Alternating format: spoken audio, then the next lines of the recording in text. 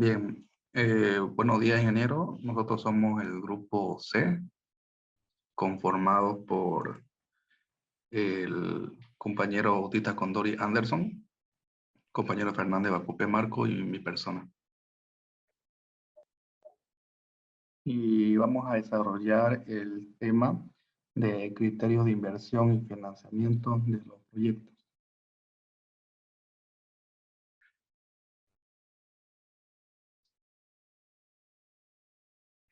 Como punto número 1 tenemos la introducción a lo que viene a ser los proyectos de inversión. Los proyectos de inversión vendrían a ser todo aquello que requieran recursos para su ejecución y que son evaluados financieramente para ver su factibilidad económica, contrastado con la viabilidad técnica, ambiental, social y jurídica. Luego tenemos lo que son inversiones de proyecto, que está dividido en lo que es inversión fija. Bueno, en este rubro se agrupa en dos subgrupos, ¿no? Que viene a ser la inversión fija tangible e intangible, que viene a ser la diferenciación que va a facilitar el costeo del proyecto en su fase operativa. La estimación se basa en cotizaciones y o proformas de los bienes y servicios a utilizarse en la ejecución del proyecto. Forma parte de la infraestructura operativa del negocio, es decir, la base para iniciar la producción para el mercado seleccionado. Aquí tenemos un diagrama más o menos de cómo se clasifica la inversión fija, ¿no? Como son dos subgrupos, tenemos la tangible y la intangible, y tenemos aquí una clasificación de lo que vendrían a ser las inversiones fijas tangibles, que pueden ser recursos naturales, terrenos, edificios, construcciones, equipos diversos, infraestructura. Y en intangibles tenemos todo aquello que no se puede hacer contacto físico ni se pueda tocar, como por decir, trabajo de investigación, estudios afines, tecnología e ingeniería, organización y administración, financiamiento y puesta en marcha, intereses durante la construcción, los derechos y las obligaciones, ¿no? Luego aquí tenemos lo que es la inversión fija tangible, un poquito más desarrollado. La inversión tangible o física son gastos que se reflejan en bienes factibles, identificables y son objetivos o reales. Los componentes de la inversión tangible durante la fase operativa del proyecto. Tenemos aquí los ejemplos. Como pueden ver en la imagen, tenemos terreno, construcciones y obras civiles, maquinarias y equipos, y equipo de transporte, equipo de cómputo, laboratorio, instalaciones y montaje y otros imprevistos.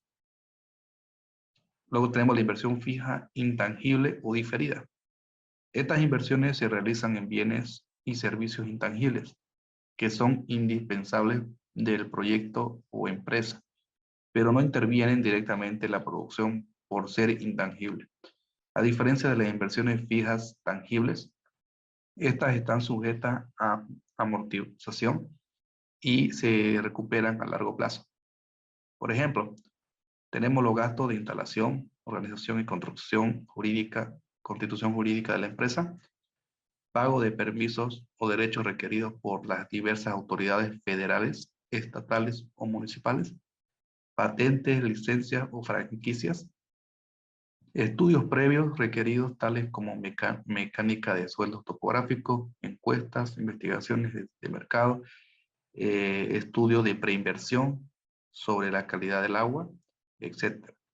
Pagos realizados por anticipado, tales como prima de seguro, rentas pagadas por anticipado, y en caso de incurrir el apalancamiento financiero, se deberá calcular el monto de intereses de preoperativos generados por los diversos créditos obtenidos durante el periodo de instalación del proyecto. En general, todo gasto de tipo preoperativo. Luego tenemos aquí la inversión en capital de trabajo, que en términos sencillos se podría decir que es la inversión de dinero que realiza la empresa o negocio para llevar a efecto su gestión económica y financiera en corto plazo. Y bueno, en corto plazo nos referimos cuando en un tiempo no mayor a un año, ¿no? y está generalizado por la mayoría de especialistas y literatura especializada. El criterio de capital de trabajo no es más que la diferencia entre el activo circulante o el pasivo circulante. Como podemos ver en la imagen, también tenemos el capital de trabajo, que es la diferencia o activo corriente menos el pasivo corriente. ¿No? Aquí igual tenemos la fórmula CT, que es capital de trabajo, es igual a AC menos PC, donde AC es igual al activo circulante o activo corriente y PC es el pasivo circulante o el pasivo corriente. Aquí tenemos lo que son el cálculo de capital de trabajo. Como se veía con anterioridad, para calcular de forma más objetiva el capital de trabajo, se debe restar o hacer la diferencia entre el activo corriente y el pasivo corriente de la firma. A esto se conoce como capital de trabajo neto. Vemos aquí un ejemplo para poder entender mejor lo que viene a ser capital de trabajo. Imaginemos que en una empresa presenta las siguientes cuentas, todas en una medida en dólar. Caja banco, $4,000, existencia, $5,000, cuentas por cobrar a corto plazo, $6,000, maquinaria y equipos, $10,000, terreno, $25,000, cuentas por pagar a corto plazo, $10,000, cuentas por pagar a largo plazo, $16,000, patrimonio, $24,000. Entonces, para estimar el capital de trabajo neto, primero lo que tenemos que hacer es calcular el activo corriente, que está comprendida entre lo que es caja banco, existencias y cuenta por cobrar a corto plazo. Sumando todo eso nos da un total de $15,000, ¿no? Asimismo, se calcula el pasivo corriente, comprendida solamente por lo que es cuentas por pagar a corto plazo, que vendría a ser $10,000, por lo que el capital de trabajo neto sería la diferencia entre el activo corriente y el pasivo corriente. El activo corriente, para este caso, es $15,000 y el pasivo corriente vendría a ser $10,000. Entonces, haciendo la diferencia, nos daría un total de $5,000 el capital de trabajo. Luego tenemos la importancia del capital de trabajo. Es importante destacar que una empresa debe contar con un capital contable alto y no poseer al mismo tiempo un capital de trabajo similar. Sucedería también el caso contrario. Esta no dependencia tendrá que ver con la conformación o la estructura de los activos y los pasivos de la compañía. Por ejemplo, puede que una compañía cuente con gran cantidad de bienes inmuebles dentro de su patrimonio, pero no pueda hacer frente a pagos varios a corto plazo, al no disponer de retornos constantes dinerarios. Lo anterior es común en tiempos de crisis o falta de liquidez. Entonces, puede deducirse que esta magnitud, capital de trabajo, es especialmente importante en empresas con naturaleza comercial y con necesidad de disponer, debido a su actividad habitual, de medios de pago a corto plazo por la entrada y salida constante del input y output, entrada y salida. Luego tenemos aquí el cálculo de la inversión, ya, donde la inversión total viene a ser igual a la inversión fija tangible más la inversión diferida o intangible, más el capital de trabajo. Bueno, aquí tenemos IT es igual a IF más ID más el caso T, ¿no? Que viene a ser la inversión total, inversión fija tangible más la diferida intangible más el capital de trabajo. Y luego bueno, aquí tenemos la inversión fija, sumado más la inversión diferida viene a ser igual al capital de trabajo, perdón, capital fijo, ya. Y luego tenemos la inversión total, que es igual al capital fijo más el capital total. Luego tenemos el activo total, que viene a ser la inversión fija más la inversión diferida, más el capital total más el pasivo corriente. También lo podemos hallar de otra manera, donde el activo total es igual al capital fijo más el capital total más el pasivo corriente, ¿no? Activo total también puede ser de inversión total más el pasivo corriente, donde aquí tenemos otra ecuación para calcular el capital total. donde va a ser igual a la diferencia, perdón, capital de trabajo, donde va a ser la diferencia entre el activo corriente menos el pasivo corriente. A partir de esa fórmula podemos despejar el activo corriente, que va a ser igual al capital de trabajo más el pasivo corriente. Luego tenemos aquí el activo total, que va a ser igual a la inversión fija más la inversión diferida más el activo corriente. Y finalmente tenemos el activo total, que va a ser igual a al capital fijo más el activo corriente. Luego tenemos el cálculo del pasivo total, que vendría a ser el capital social más las obligaciones a largo plazo, que viene a ser el capital de crédito, más el pasivo circulante. El pasivo total entonces va a ser KS más K sub C más P sub C, que viene a ser lo que ya lo había mencionado. Y luego tenemos para calcular el capital permanente, que viene a ser el capital social más el capital de crédito, ¿no? Y también lo podemos calcular el capital permanente en base a la inversión total de capital fijo más al capital de trabajo. Entonces, de esa manera se puede desarrollar la inversión. Luego tenemos programa de la inversión. El programa de la inversión surge como una propuesta de solución integral a un problema central, vinculado a uno o más subprogramas dentro de un proceso de planificación territorial, insectorial y o intersectorial. Su estudio tiene como propósito sustentar de forma breve y precisa el modelo conceptual que justifique la articulación de un conjunto de proyectos alrededor de un programa de inversión. Tal modelo conceptual se define como la estructura analítica preliminar del programa en términos de sus fines, objetivo central y medios fundamentales, cuyas relaciones de jerarquía y casualidad reflejen la sinergia y relaciones de complementariedad de acciones y potenciales, impactos que demuestren la conveniencia de articulación de los proyectos de inversión pública propuestos. En comparación con abordarlos de forma individual, el programa de inversión puede incluir proyectos de inversión pública, también denominado como PIP, en proceso de evaluación con declaratoria de viabilidad anterior a la conformación del programa, justificando su conexión y pertinencia con los medios fundamentales identificados en el marco del estudio del programa. Luego tenemos los ciclos vitales de la inversión, o las etapas, la cual el ciclo de vida de un proyecto es el conjunto de etapas a través de las cuales pasa un proyecto de inversión desde que surge y se propone una idea para resolver un problema o necesidad de la empresa, para después pasar por sucesivas etapas de estudio, formulando posibles soluciones y estableciendo de prioridades, hasta la ejecución de la inversión y su puesta en funcionamiento, también conocida como implementación, donde se generarán los beneficios previstos desde la concepción de la idea. Un proyecto pasa por varias etapas, diferenciadas entre sí y que están claramente marcadas y definidas. Tenemos 4 etapas, la cual es la prefactibilidad, la inversión, la operación y la evaluación. Lo vamos a ver a detalle en la siguiente diapositiva. Tenemos la fase 1, prefactibilidad.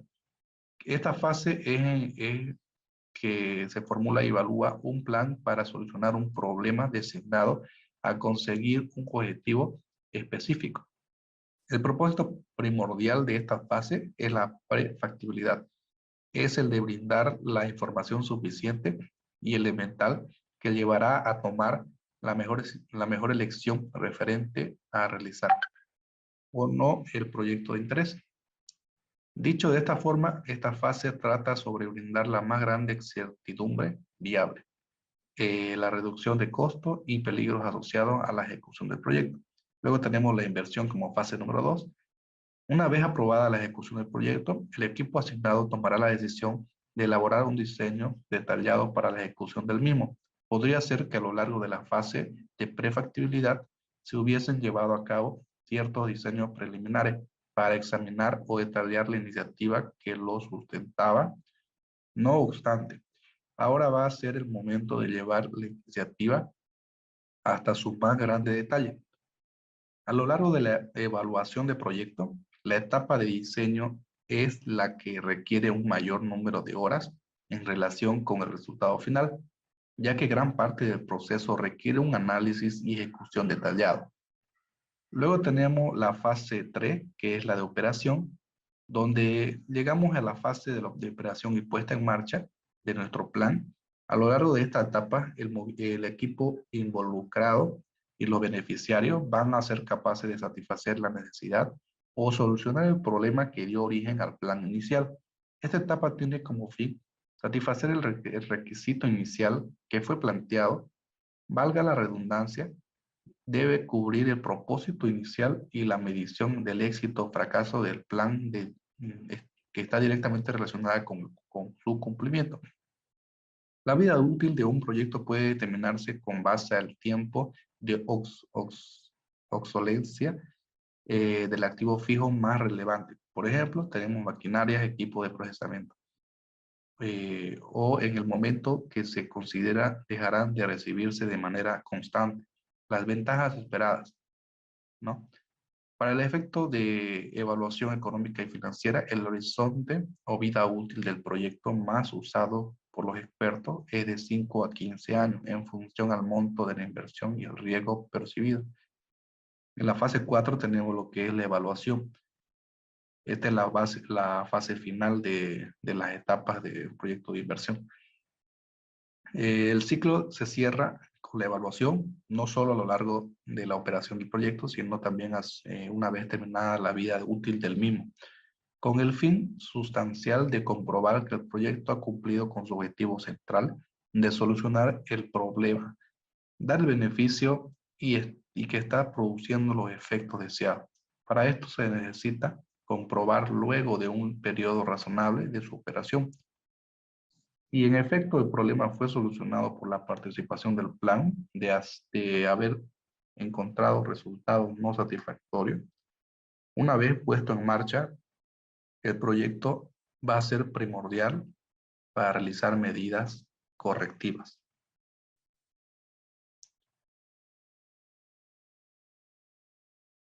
Ahora le toca la parte de mi compañero Vascope, lo va a explicar en continuación.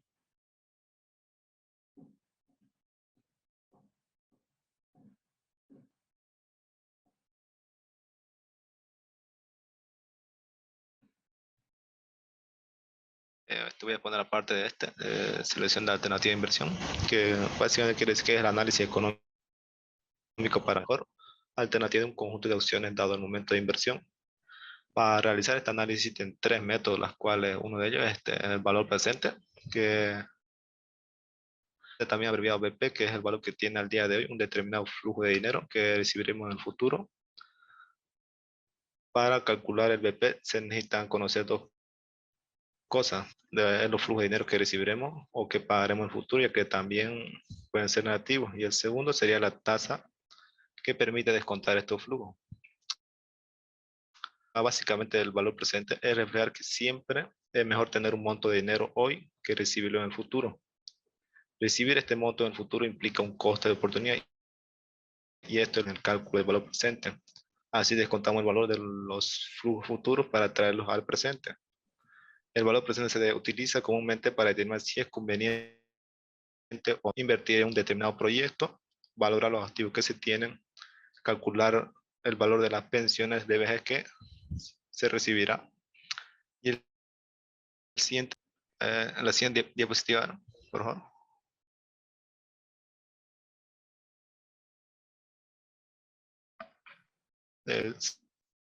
Si era el saldo anual uniforme equivalente, también abreviado KUE, que es la cantidad equivalente a todos los ingresos y desembolsos regulares o uniformes realizados, que es la misma cada periodo, que normalmente es de un año, y que gráficamente sería proyectar un proyecto A, un proyecto B, y en función de sus costos y realizar sus cálculos de los proyectos y ver cuál de los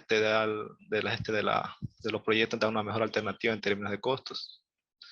Y sería un tercero, que sería el siguiente la siguiente diapositiva, por favor, que es la tasa de retorno. La tasa de retorno es la diferencia entre el beneficio de una venta, también conocida como tasa de rentabilidad. La tasa se obtiene al dividir el valor final menos el valor inicial y entre ellos dividiendo, que tiene un resultado en términos porcentuales. Si el resultado que se obtiene tiene un resultado positivo, significa que la inversión ha arrojado beneficio. En caso de ser negativo, significa que la inversión ha traído pérdida. Bueno, la siguiente diapositiva.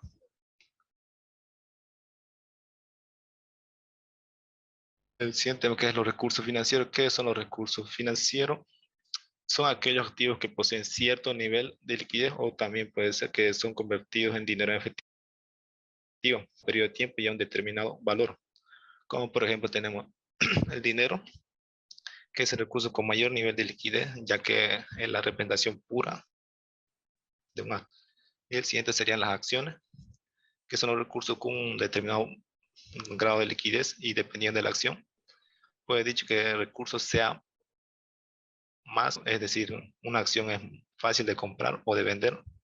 Y por último teníamos las propiedades, que se consideran elementos con bajo grado de liquidez y que son un tiempo para poder venderse. Es la siguiente diapositiva. Y aquí vemos los tipos de recursos financieros, que son uno de ellos, los recursos propios, que la empresa genera. Mientras más grandes sean los recursos propios de una organización, menor dependencia tendrá de recursos, conlleva una menor financiera y por tanto el riesgo financiero se reduce. Y el siguiente sería de los recursos ajenos. Tenemos aquí, que son los recursos que no provienen de la empresa misma, sino de fuentes exteriores.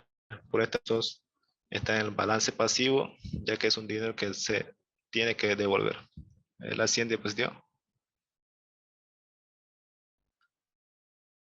Ya vemos aquí la importancia de los recursos financieros en una empresa. Bueno, los recursos financieros representan un medio de capital para financiar las operaciones de una empresa, costean las actividades estratégicas que se ejecutan con el objetivo de la empresa.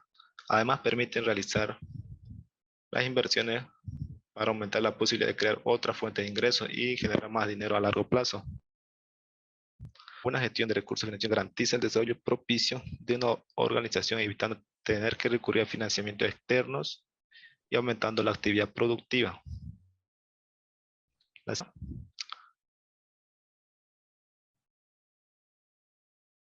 Aquí el último tenemos la fuente de financiamiento y que bueno, para la fuente de financiamiento tenemos que usar los conceptos de financiación. ¿Qué es la financiación? La financiación consiste en obtener de los medios económicos necesarios para realizar frente a los gastos de la empresa. De financiación son vías que tiene una empresa a su disposición para captar fondos. Entre ellos se clasifica de acuerdo a corto plazo y a largo plazo, y tenemos que es de interna o externa, o también puede ser la propia y ajena. En la interna, que se clasifica de acuerdo a las clases de mantenimiento y enriquecimiento, y en la externa tendríamos las aportaciones iniciales de los socios, y la obligación préstamo, crédito a largo plazo y leasing. Tiene la financiación externa a corto plazo, que más hasta la siguiente diapositiva lo detallaremos más completo. En la siguiente diapositiva, ¿no? Mantener la financiación interna o autofinanciación, que está formada por los bienes que se retiene para que se mantenga la capacidad económica de la empresa. La autofinanciación de mantenimiento se forma con la amortización del material de las provisiones sobre los elementos del activo corriente y los activos no corrientes. Siguiente diapositiva.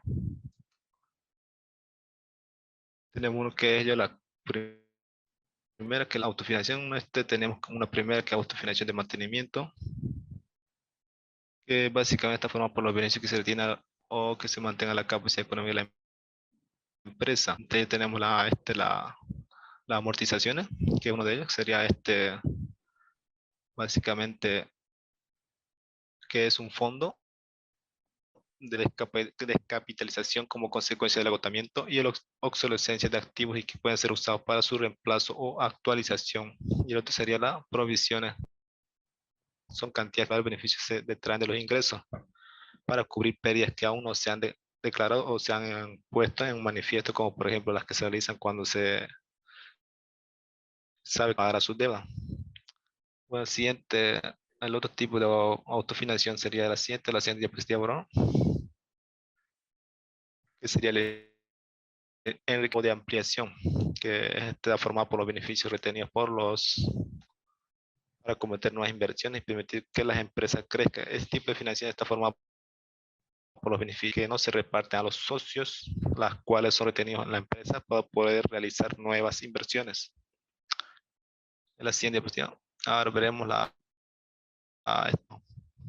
financiación externa a largo plazo, a medio y a largo plazo, entre ellas que son constituidas por fondos que provienen del exterior de la empresa. Entre ellas están las aportaciones iniciales de los socios y la ampliación de capital, que la aportación inicial de los socios es la capital aportado en el momento de la constitución de la, mientras que la ampliación sería las aportaciones posteriores a los socios. Este tipo de financiamiento constituirá una fuente final propia, no de recursos, sino de socios propios de la empresa. La siguiente diapositiva. El otro tipo de financiamiento externo y medio a largo plazo serían las obligaciones, préstamo y crédito a largo plazo o ILIS, que serían que las obligaciones, que serían que una empresa pueda financiar, dividir los recursos financieros que necesita en pequeños títulos y los coloca en oradores privados, y cada uno de los títulos en que se divide se le llama obligación y a la deuda total se le denomina empréstito. Un título se denomina bonos, pagaré, acciones, entre otros. De los préstamos, una de las empresas piden préstamos a las instituciones financieras como ser banco, caja de ahorro, cooperativa y para financiar sus inversiones. Una vez que se hayan aprobado, la empresa puede disponer del dinero de forma inmediata. Una vez realizado el préstamo, la empresa debe devolver ese dinero con los intereses, con las condiciones acordadas con la entidad financiera. Y los créditos serían, es un contrato mediante el cual una entidad financiera pone a disposición de la empresa una cantidad de la diferencia con el préstamo radica en que la empresa solo paga intereses por la cantidad empleada y el tiempo en que se ha utilizado dicha cantidad. Veremos que es leasing, que es un contrato de arrendamiento por el cual un fabricante o también llamado un arrendador garantiza a un usuario o arrendatario el uso de un alquiler que se deberá pagar al arrendador durante un periodo de tiempo determinado. Tiene la posibilidad al finalizar el periodo de arrendamiento de compra a un valor residual. El siguiente, la diapositiva siguiente, ¿no? Que sería el último la financiación externa sería entre los instrumentos de financiación a corto plazo se tiene los créditos comerciales y proveedores, y créditos bancarios a corto plazo, descuentos en efectivos comerciales, venta de derechos de cobro o factoring. Y los créditos comerciales y de proveedores serían que tiene igual o también conocidos como créditos de funcionamiento. Esta fuente de financiamiento tiene su origen de financiación ofrecido por los proveedores tras la venta de una mercancía. Lo habitual es que es de 30 a 90 días y suele facilitar la materialización de la venta por el cliente. Y los préstamos de crédito bancario a corto plazo tienen igual similitud a los préstamos que vimos en largo plazo. La única diferencia sería que el tiempo, el tipo de financiamiento a corto plazo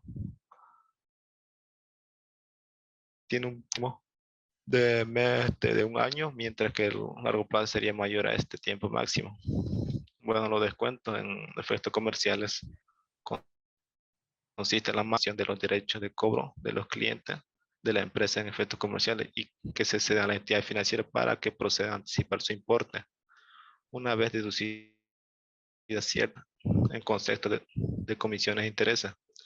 Última sería el factoring, que es un tipo de contrato por el cual una empresa cede a otra, denomina sociedad el cobro de las deudas del cliente. Bueno, eso sería todo por mi parte. La siguiente diapositiva será el del compañero. Una vez que ya finalizó el compañero Bautista Condori Anderson, va a continuar a exponer el compañero Fernández Bacopé Marco. Ya lo puse.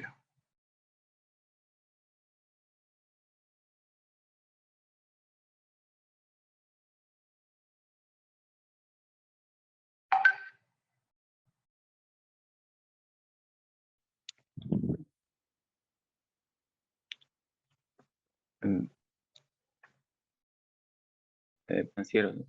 Un préstamo financiero es una operación financiera por la cual una persona otorga mediante un contrato o acuerdo entre partes a otra persona a cambio de obtener de la obtención de un interés. Se consideran una operación financiera de presentación única y contraprestación múltiple. La amortización, es decir, la rutina del préstamo, se haría de acuerdo a la duración de interés y acuerdos alcanzados que permitan devolver el principal con los intereses. Siguiente.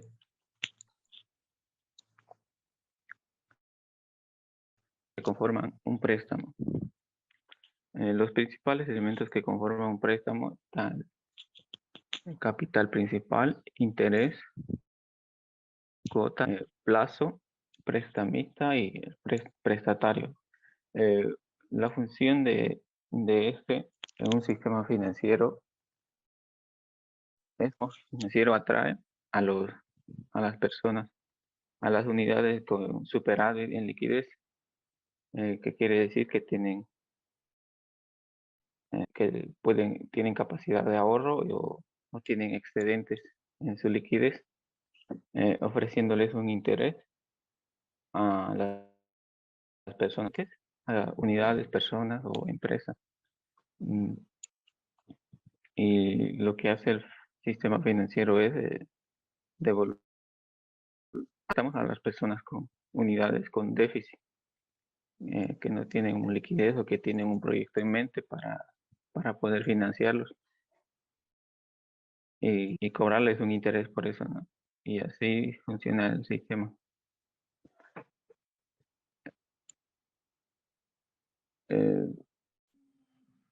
Por tanto, los prestamistas como el prestatario pueden ser personas jurídicas o físicas. Siguiente.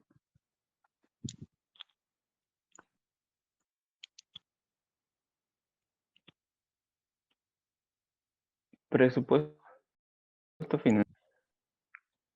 Un presupuesto financiero es aquel documento que trata de poner un relieve la situación económica de una empresa durante un periodo de... es decir, este presupuesto se encarga de acaparar todos y cada uno de los aspectos que puede derivarse a nivel económico. Algunos de estos son fiscales o el financiero, entre otros, etc. Características de un financiero. Si bien un presupuesto es un documento que tiene como objetivo principal presuponer gastos e ingresos en una materia o departamento específico, debemos tener en cuenta que también estas siguientes características: duración, objetivo, disciplinas a tener en cuenta, departamento responsable y tipología. Estas características que mencionadas afirman que el presupuesto financiero es la parte fundamental en la planificación estratégica de la empresa, junto con el área de marketing y recursos humanos. Siguiente.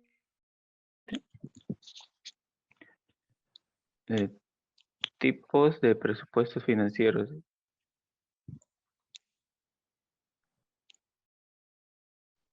Presupuesto como el financiero se puede dividir varias áreas, las cuales son el área operativa, que esta es la zona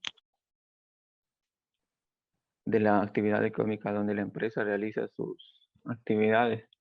Es decir, es la parte donde las acciones de la empresa buscan clientes y puede ofrecer y vender su producto o servicio. Un ejemplo, en el caso de una empresa logística, su área de operación será principalmente relacionadas con el almacenamiento y transporte de mercancía, pero no así en las áreas que se ocupan de los productos que después van a ser distribuidos. El área de tesorería es el cargada de control, gestión, planificación, las negociaciones bancarias, gestionar los riesgos, establecer relaciones con otros departamentos. El respectivamente es el activo más importante dentro de la organización y se refiere a la productividad de los trabajadores y de su formación y experiencia laboral. Siguiente.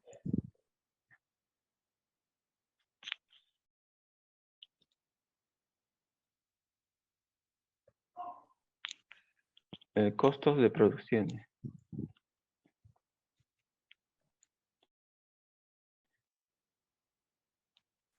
Todo proyecto para su normal funcionamiento debe tener ingresos y egresos. Los proyectos de carácter social no originan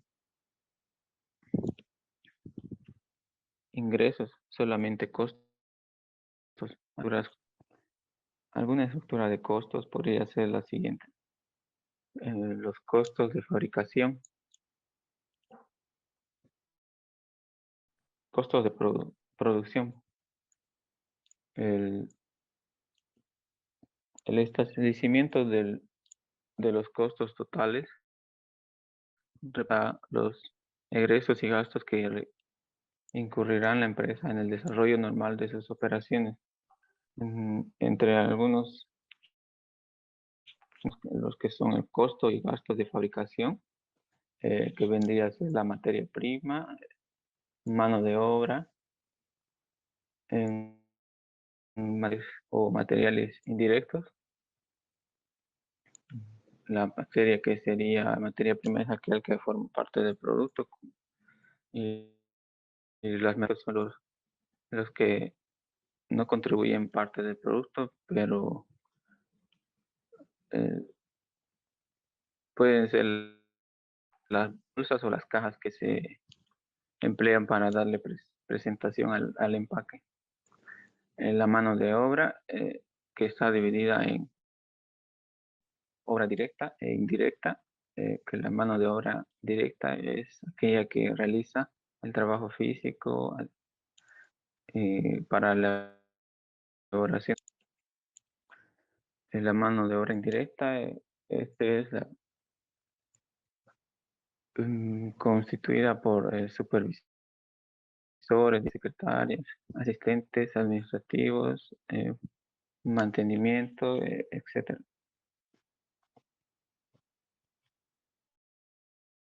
Los gastos de venta, que son aquellos que se utilizan para impulsar las ventas de la empresa y formados por publicidad, propaganda, salarios, comisiones, embarques y entrega de mercadería, transporte, etc. Los gastos de administración, los salarios del personal administrativo, de prestación de equipos de oficina, gastos por luz, alquiler, teléfono, correos, papelería y artículos de etcétera. Gastos financieros. Se refiere a las operaciones llevadas a cabo con el fin de estimular las actividades de siguiente.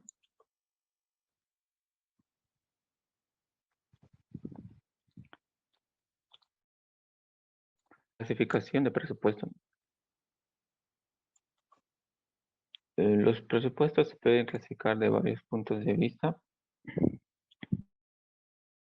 continuación se expone una clasificación de acuerdo a sus aspectos sobresalientes. En la clasificación 1, seguridad, riesgos estáticos, rígidos, estáticos, fijos o asignados.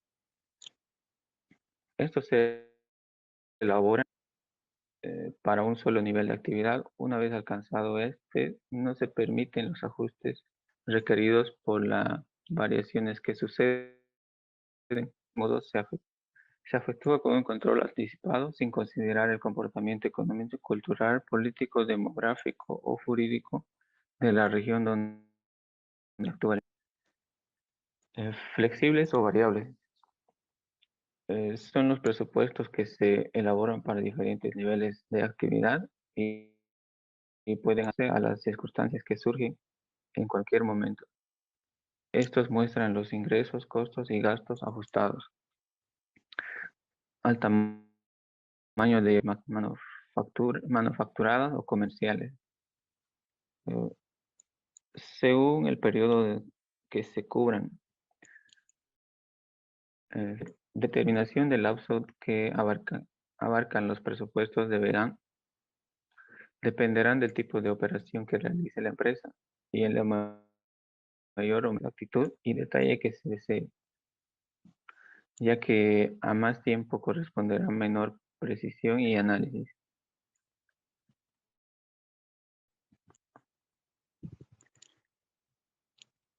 A corto plazo son los presupuestos que se planifican para cubrir un ciclo de operación. Suelen abarcar un año o menos.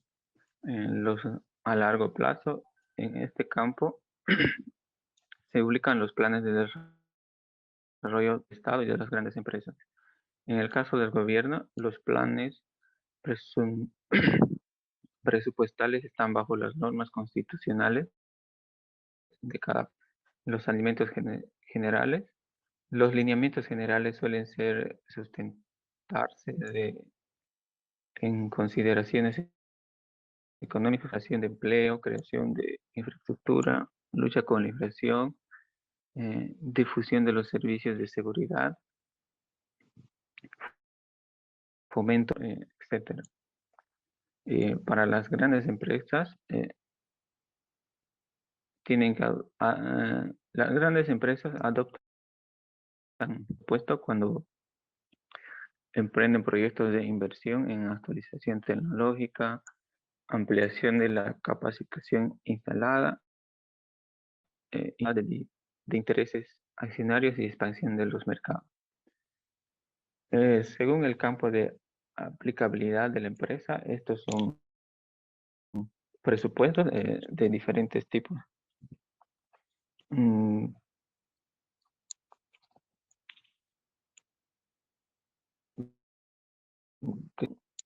Presupuestos maestros, presupuestos de operación, presupuestos de venta, de mano de obra, de gastos de fabricación, y, tesorería, fin, etc. Según el sector en el cual se utilice, el sector público, ellos que realizan los gobiernos, estados, empresas descentralizadas y varios, para controlar las finanzas de sus dependencias. Estos se cuantifican los recursos que requiere la operación normal. la inversión y el servicio de la deuda pública de los organismos y las entidades oficiales. El sector privado, que son los presupuestos que se utilizan las empresas particulares como instrumento de su administración.